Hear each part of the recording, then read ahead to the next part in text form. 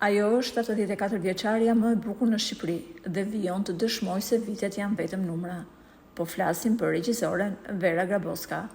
Vera e ka në rutinën e saj të përditshme, ecjen në natyrë dhe praktikimin e jogës, ndërsa pamja e saj të befason vetëm kur e di që përpara ke një zonë që ka lindur në vitin 1951. Vera gjithmonë ka preferuar të jetë ndryshe. Energjia e saj në punë është e jashtëzakonshme. Por regjisorja ka qenë ndryshe edhe në sistemin komunist, kur punonte në radio televizionin shqiptar. Madje atëherë ka qenë veteran Misalia, ai që e ka paralajmëruar se ajo po hapte modën e huaj dhe kjo përbënte agjitacion propagandë. Në atë kohë, për shkak të qasjeve të saj drejt perëndimit, Vera kaloi një periudhë të vështirë dhe u vu në skaner edhe nga vetë Nexhmia Hoxha.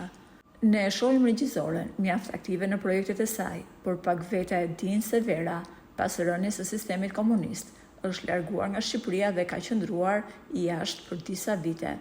Regjisorja, së bashku me bashkëshortin e saj, aktorin Timo Floko, kanë jetuar rreth 7 vite në Shtetet e Bashkuara të Amerikës. Pas kësaj periudhe, ajo është pajisur me pasaportën amerikane dhe si shtetase amerikane, ajo ka të drejtë të votojë dhe këtë të drejtë e ushtron me kënaqësi sa herë që bëhen zgjedhjet në Amerikë.